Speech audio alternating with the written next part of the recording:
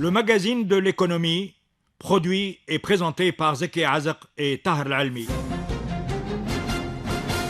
Bonjour, nous allons parler aujourd'hui du réseau autoroutier tunisien qui, comme on le sait, est relativement jeune puisque le premier tronçon autoroutier du pays, Tunis-Turquie, n'a été ouvert à la circulation que dans les années 80, début 80 d'ailleurs.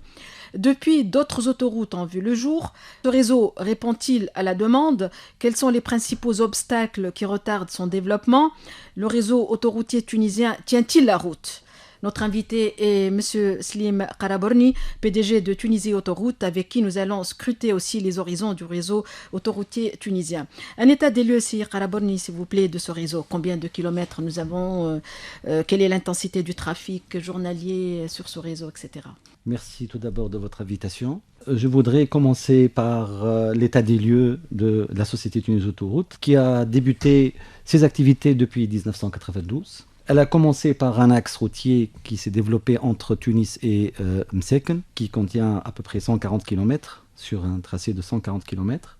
Ce réseau a été développé suivant une idée, c'est dans le cadre du schéma directeur du Transmaghrébin, qui envisage le démarrage des travaux autoroutiers commençant par la Mauritanie, passant par le Maroc, l'Algérie, la Tunisie. C'est relié tous les pays du Maghreb, de l'humain, jusqu'à la Libye. Donc, effectivement, relativement, vous savez que le domaine autoroutier, il a commencé en 1908, avec le congrès mondial de la route à Paris.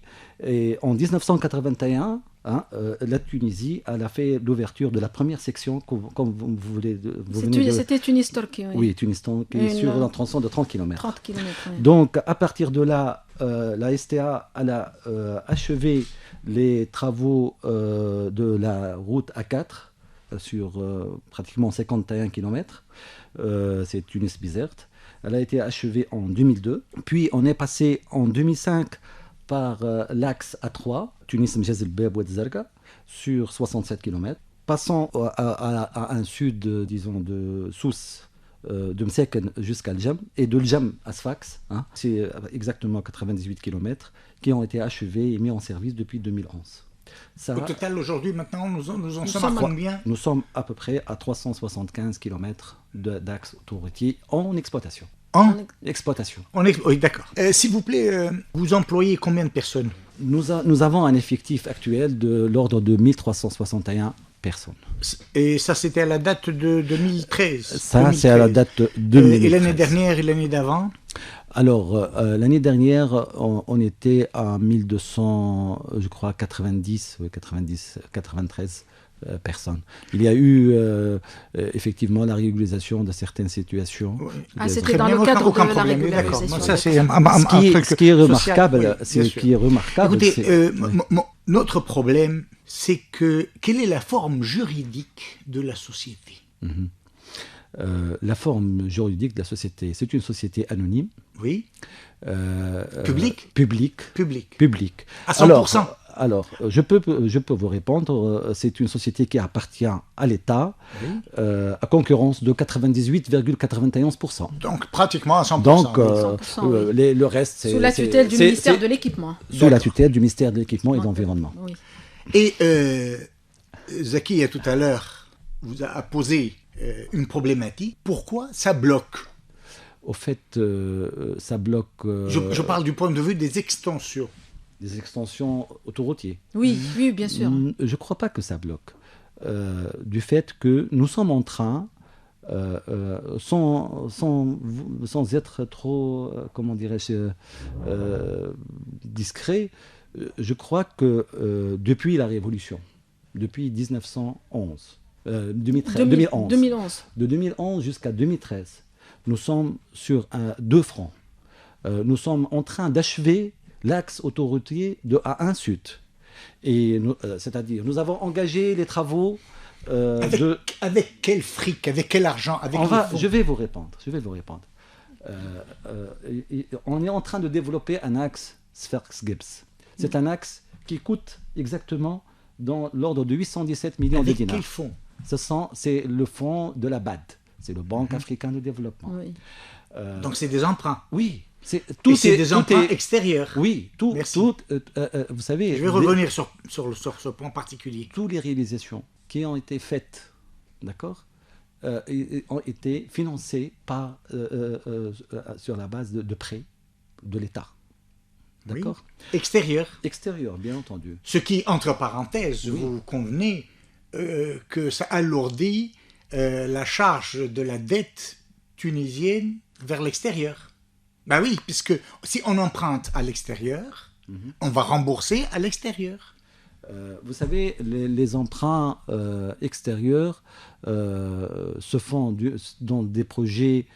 On ne construit pas, monsieur, chaque jour des autoroutes. C'est dans l'infrastructure. Et Heureusement. l'infrastructure, c'est pas seulement une infrastructure.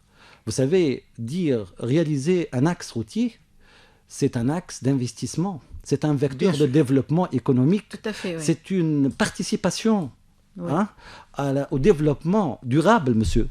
Donc, je dirais, peut-être, oui, c'est vrai, ce sont des dettes, mais ce sont des dettes qui convergent vers un développement durable. Et le Oui, développement attendez, durable, nous sommes d'accord. la Tunisie, Nous à sommes- l'état actuel, n'est pas n'est pas En mesure de financer ce Alors, genre. ma question ce genre est très de simple. projet, oui. En tant qu'économiste, Oui, on se pose des questions. oui. Pourquoi la société des autoroutes est détenue par l'État à raison de 98, etc. Pratiquement la totalité. oui, pratiquement la capital. totalité. Oui. Pourquoi cette société et les économistes, nous avons écrit depuis les années 80, il a été préconisé que la société des autoroutes entre en bourse pour ramasser des fonds alors que la charge de l'État était excessive. L'autoroute, elle est payante. Ouais. Elle est rentable. Si elle est rentable... Vous croyez? Mais elle va c'est- nous répondre. alors, Tout à l'heure, on va lui poser non, la question, elle justement. est Censée, voilà. Être rentable. Elle est rentable. Elle est rentable à long terme. Elle est censée être rentable à court terme avec une bonne gouvernance, n'est-ce pas? Probablement privée. Elle serait éminemment rentable si il y a une gouvernance privée. On ne va pas revenir sur les points de la problème des entreprises publiques. Pourquoi vous n'êtes pas en bourse? Écoutez, nous sommes en bourse. C'est une société qui est en bourse. Mais seulement... À 98%, de 2,5%. Oui. Écoutez, quant à votre question relative à la politique qui est menée par l'État, c'était une politique volontariste jusque-là. C'est que l'État, c'est lui qui prend en charge la construction et l'entretien des autoroutes. Et la gestion. Et la gestion. Oui. Et oui, et la gestion. Vous savez, c'est une industrie lourde. L'entretien des autoroutes, c'est une industrie lourde parce que ça demande aussi beaucoup d'investissement. Parce qu'on vend quoi? On vend la sécurité. C'est un espace qui est sécurisé. Donc, quant à votre question relative au désengagement de l'État, oui. ou plutôt comment peut-on privatiser, je crois que c'est une question qui a été évoquée, d'après mes souvenirs, si mes souvenirs sont bons, depuis les années 90. Mais ce n'était pas rentable, moyennant le nombre de kilomètres qui ont été réalisés à cette époque. Vous voyez ce que je veux dire? Donc, aujourd'hui, avec l'évolution du réseau autoroutier qui atteindra bientôt, Inch'Allah, 2017 au plus tard, on va avoir à peu près 750 km d'axes autoroutiers. Oui, attendez. Je ne veux pas vous contredire. Donc, à mon avis, ça peut entrer dans une étude stratégique qui pourra être menée pour voir si votre proposition tient la route ou pas. Non, c'est pas ma proposition, c'est la proposition des économistes de l'université et de l'académie. Oui, vous dites que peut-être si on fait la comparaison, c'est-à-dire des autoroutes en Tunisie et des autoroutes en Europe, par exemple. Il n'y a aucune comparaison. Voilà, pourquoi? Parce qu'eux aussi, ils ont des concessions. Et ils ont été, c'est-à-dire il y a des concessions qui sont gérées par des privés. Oui. Mais 1 kilomètre, c'est en euros. Par exemple, 60 kilomètres, vous pouvez les faire à 54 euros. Vous voyez? Nous, actuellement, nous n'avons pas eu d'augmentation des tarifs, monsieur, depuis 2002. Et pourquoi pas? Pourquoi pas? C'est un dossier qui est actuellement étudié. Et probablement, nous allons, personnellement, en tant que chef d'entreprise, je vais demander pour La majoration au début de l'année de 2014, une majoration des prix qui est de l'ordre de 10%. De péage. Écoutez, les routes sont gérées par l'État, c'est un bien public, c'est normal. Les autoroutes, ça apporte, mon avis, à notre avis, un plus du point de vue de la sécurité, de la rapidité, etc., etc. Et ce plus doit être payant. Oui. Et payé à son juste prix, c'est-à-dire au niveau de l'investissement et au niveau de l'exploitation, tout en dégageant un certain bénéfice pour ceux qui ont pris la charge et la gestion et la gouvernance de la société. Donc, et le prix, aujourd'hui, il est administré depuis 2002, comme vous l'avez dit. Tunis, Hammamet, c'est toujours 1 dinar 200 depuis 11 ans. 2002. Voilà. Donc, alors, la question qui a été posée par les économistes, les experts en la matière, ils ont dit, pourquoi la société n'est pas privatisée au moins à 50% ou 51%. Le reste, c'est pour permettre de lever des fonds pour accroître le réseau à raison de 49% ou 30% par la bourse. Le reste, c'est l'État qui le prend. Pourquoi ? C'est l'État qui prend toute cette charge à 98,80% au moyennant un endettement extérieur qui devrait servir au niveau de la création d'emplois dans l'industrie, dans l'agriculture, etc. Alors que il est possible de considérer que cette perspective par la bourse est beaucoup plus rémunératrice financièrement. C'est un point de vue que je respecte personnellement, mais ça demande beaucoup de développement. Parce que, je vais vous dire une chose, monsieur. Tout simplement, aujourd'hui, même l'axe que nous sommes en train, actuellement, qui est en cours d'exploitation, il n'est pas tout à fait rentable comme vous le croyez. Je vais vous donner des indices et des indicateurs. Je prends l'axe, par exemple, de Mjezebeb. Il n'est pas du tout rentable aujourd'hui. Pourtant, nous sommes en train de renforcer cet axe par des actions.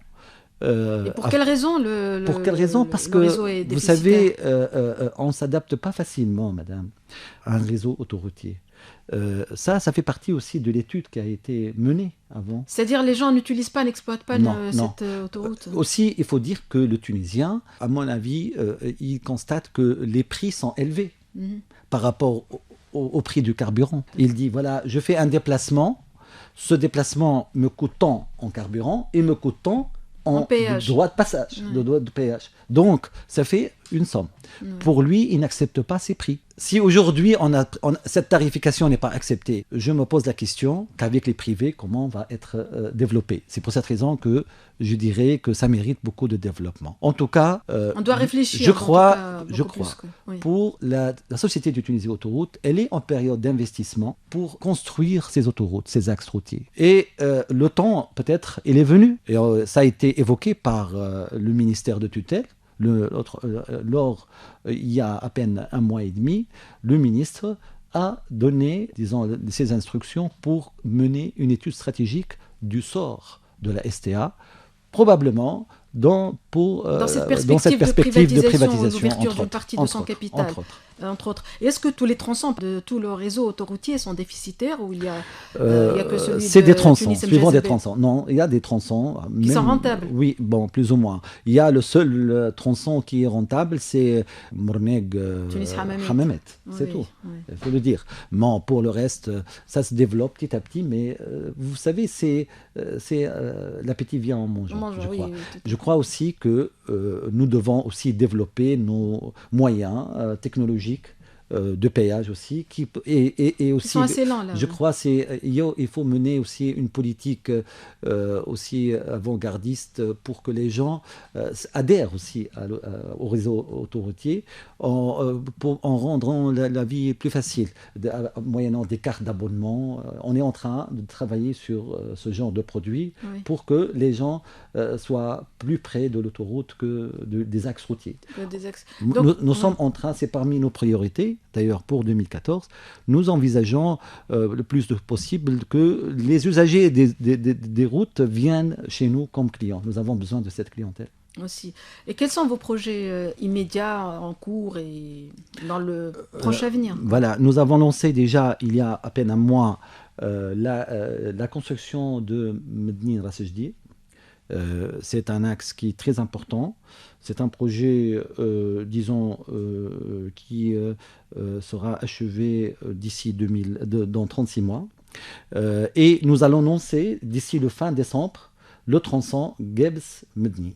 Dans ce cas-là, nous aurons pratiquement toute la ligne de Tunis jusqu'à... Et cette ligne sera opérationnelle quand? En principe, si tout va bien et on n'a pas des contraintes, peut-être fin 2017, ils seront fonctionnels. Justement, à propos de contraintes, nous avons appris que les habitants de la ville de Ben Guedden, par exemple, ils sont contre la construction de cette autoroute parce que, d'après eux, ils vivent n'importe échange avec la Libye, et donc ça va les priver de cet échange commercial et économique, puisqu'ils n'ont rien d'autre à faire que de faire du business avec la Libye. Vous savez, ça c'est... D'ailleurs, ils ont manifesté, ils ont fait un sitting, etc. Vous savez, à mon avis... Vous avez réglé ce problème? Nous avons entendu les gens, les représentants des associations civiles, qui ont réclamé qu'ils ne sont pas contents de ce réseau, ou bien de ce tronçon. De ce tronçon, oui. Du moins, la partie qui relie Ben Guedden aux frontières. Vous savez, à mon avis, ce réseau, c'est un axe autoroutier qui est un vecteur privilégié, qui va relier, en fin de compte, le territoire tunisien avec les frontières libyennes. Dans notre optique, c'est réaliser notre schéma directeur qui est tracé, c'est le transmaghrébin, en tenant compte aussi des spécificités de la région. Donc pour nous, cet axe, au contraire, il va mettre en valeur les activités des collectivités de la région et des activités économiques de cette région. Donc ça va permettre des échanges économiques qui sont très importants. Je vous dirais, par exemple, on pense, si on réalise une zone offshore dans la zone qui peut servir aussi au territoire libyen, ça va être des zones qui seront certainement... Peut-être il aurait fallu effectivement penser à ce genre de projet. Nous sommes en train de créer une zone franche pour faciliter les échanges et créer une dynamique économique. Absolument. Le gros problème en Tunisie, c'est qu'on ne sait pas vendre nos produits. Le produit. C'est-à-dire qu'on ne sait pas communiquer. Tout à fait. Il faut aller vers les citoyens pour leur dire oui, vous perdez par des miettes du commerce informel via la Libye, alors qu'avec des zones industrielles, d'échanges offshore, etc., à ce moment-là, la région peut être absolument, peut-être cette région peut être une plateforme euro-méditerranéenne, africaine, etc., avec le réseau trans-maghrébin. Je partage votre idée que parfois notre savoir-faire n'est pas bien commercialisé. Voilà. Donc, je crois que la société tunisienne Autoroute, elle a acquis durant plus que 20 ans d'expérience par le savoir-faire de ces techniciens, de ces cadres, de ces agents, qu'il faut les saluer parce que, honnêtement, ils ont fait un parcours. Vous savez, c'est un métier, l'autoroute. Ce n'est pas n'importe quoi. Et c'est une société qui ne ferme jamais ses portes. C'est une société qui travaille 24 sur 24. Donc, il faut être en été et en hiver. Vous savez, monsieur, on ne ferme pas nos portes, non seulement, et on assure la sécurité. Il y a des gens qui travaillent jour et nuit. Il y a des patrouilleurs qui travaillent jour et nuit pour veiller au bon service. Parfois, on n'arrive pas, c'est vrai. Il faut toujours améliorer c'est-à-dire nos compétences et notre technologie. Et quel est le trafic, l'intensité du trafic journalier sur ce réseau je vais vous donner, par exemple, pour le A1, on est parti, on a commencé en 97 dans l'ordre de 37 800 véhicules. Jour, oui, nous avons atteint... Par jour? Oui, par jour, oui. Nous avons atteint dans les 80 621 maintenant, en 2012, par exemple. Hein. Hein. C'est multiplié par 3. Oui, donc, et ça va encore. Nous avons, par exemple, je vais vous donner le chiffre de septembre, nous avons, parce que ça c'est une moyenne, hein, nous avons atteint 92 283 au mois de septembre. Donc, c'est un trafic qui est plus ou moins exponentiel.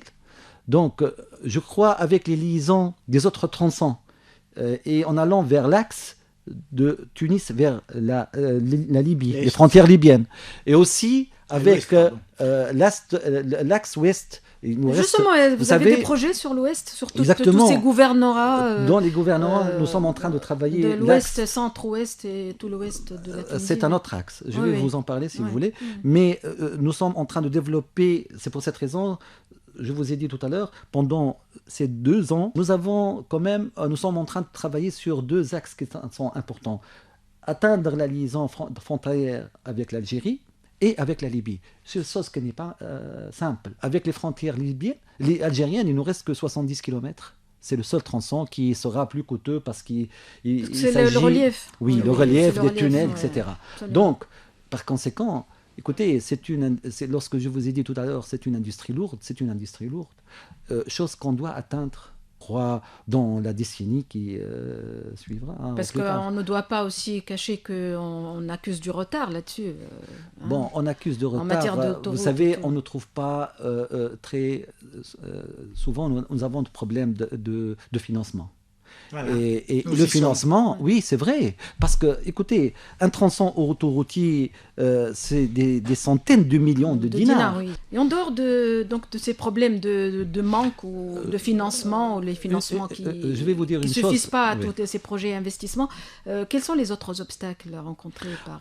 Alors, nous avons subi, premièrement, les obstacles comme toute autre entreprise au cours des travaux. Il y a eu la révolution, les gens ont quelque part envahi les chantiers, etc.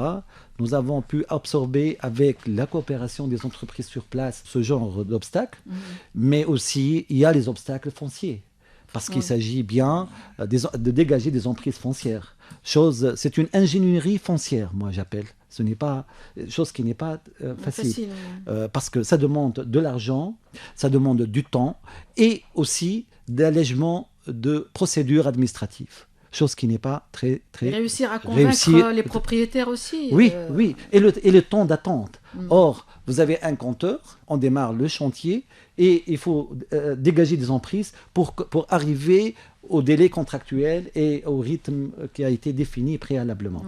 Donc, c'est parmi les contraintes que nous avons subies. Aussi, il faut dire qu'aujourd'hui, sur la scène, les banques aussi, disons, financent mal les entreprises. Donc, il y a un climat quelque part, parfois, pour certaines personnes, bien sûr, il y a de ralentissement. Donc, nous sommes en train de travailler là-dessus. Disons, le premier semestre 2014, on aura des objectifs bien clairs et rattraper surtout les retards qui ont été enregistrés depuis 2011 et 2012. Surtout pour l'axe vers l'ouest. Pour les 2 axes. Pour les deux axes. Oui, d'accord. Une dernière question sur les troubles sociaux qui paralysent plus ou moins de temps à autre le trafic autoroutier. Est-ce que vous pouvez nous dire pour quelles raisons ces 2 dernières années, surtout, ces troubles deviennent plus ou moins récurrents? Est-ce que vous avez réussi à les régler? Vous envisagez des solutions définitives pour résoudre tous ces problèmes? Voilà, nous sommes en train de travailler, effectivement. Il y avait beaucoup de troubles, disons, l'année dernière. C'est dû à des cumuls, parfois, d'éléments sociaux et beaucoup de réponses à laquelle l'administration n'a pas pu répondre à temps. Mais essentiellement, à mon avis, c'est d'ordre structurel. Parce qu'aujourd'hui, la STA, elle grandit avec le territoire. La STA, elle grandit aussi avec les usagers, par les fréquences. Et elle grandit avec un climat social au sein de cette société. Donc, il est impératif de nous avons déjà commencé à la mise en place d'un organigramme qui sera approuvé. Nous avons envisagé dans les 6 mois qui viennent, j'espère, avec le personnel et avec nos partenaires sociaux, le syndicat, etc., d'atteindre ces objectifs afin de mener à bien la mission qui est donnée à la STA. Et c'est un élément principal. Parce que, vous savez, le déroulement de carrière aussi, elle est importante pour tous les cadres et tout le Tout à fait, personnel. Les avantages sociaux aussi. Bon, je dirais que nous avons déjà mis en place depuis à peine un mois, où nous avons fait un consensus et un pacte, et aussi respecter quelque part aussi l'équilibre financier de la société. Aujourd'hui, vous savez, la chose la plus importante qu'on doit aussi ne pas négliger, que la société elle a doublé de personnel depuis 2011, fin 2011, chose qui n'est pas aussi négligeable. Donc, aujourd'hui, on est à 1370. Je suis en train de régulariser aussi de certaines situations des contractuels et je compte, comme c'est promis, de régulariser le reste. Maintenant, avec le personnel, on est en train de créer un projet d'organisation et aussi pour qu'on puisse vivre et assurer la pérennité de cette société. Sereinement. Merci Slim Karaborni, PDG de Tunisie Autoroute. Merci Tahar Almi, merci à vous tous. Le magazine de l'économie, produit et présenté par Zeki Azak et Tahar Almi.